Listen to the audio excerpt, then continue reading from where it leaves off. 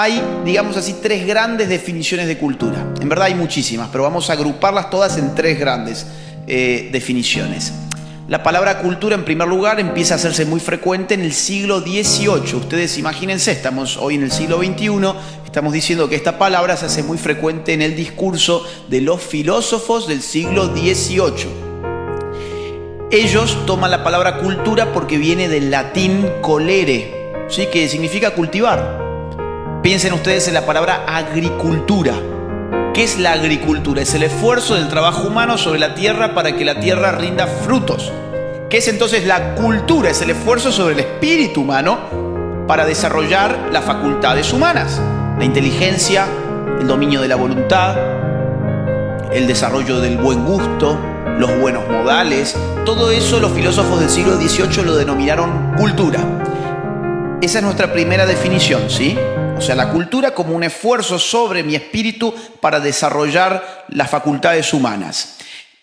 Esa definición sigue presente hasta el día de hoy. Ustedes imagínense cuando nosotros decimos, por ejemplo, Juancito es muy culto, Pedrito es muy inculto. Ahí estamos pensando como pensaban los ilustrados, que es que la cultura es algo que se desarrolla y se cultiva o que no se desarrolla y por lo tanto no se tiene. En el siglo XIX, la antropología empírica va a traernos una segunda definición muy distinta.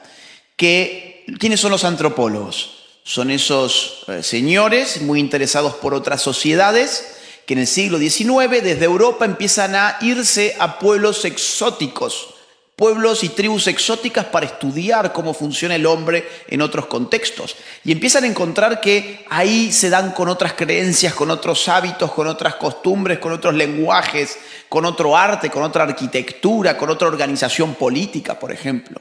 Y dicen, bueno, todo esto que no depende de una herencia biológica, le vamos a llamar cultura. ¿Qué es la cultura para la antropología? Todo lo que no depende de una herencia biológica, pero que caracteriza la vida del hombre. Entonces, por ejemplo, esto sería cultura. Digo, este pedazo, esta silla, este sillón, sería cultura, por ejemplo, para un antropólogo, ¿sí? Ahora vamos a tener esa definición de cultura, todavía la utilizamos, evidentemente, la utilizamos todos los días. Y en tercer lugar, hay otra definición de cultura que es muy utilizada hasta hoy, que es la definición estética. ¿Qué es la cultura? Bueno, es el fruto de la expresividad humana, del sentido estético del ser humano. Por ejemplo, una obra de arte, ¿no? Un cuadro. Por ejemplo, un monumento. Arquitectura, una pieza musical. Imagínense ustedes que yo les diga, quiero un paseo cultural. ¿Alguien me puede llevar un paseo cultural? Ustedes no creo que me lleven al centro comercial.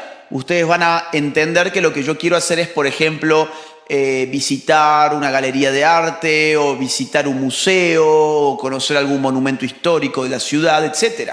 Fíjense cómo entonces con una sola palabra tenemos tres significados realmente distintos.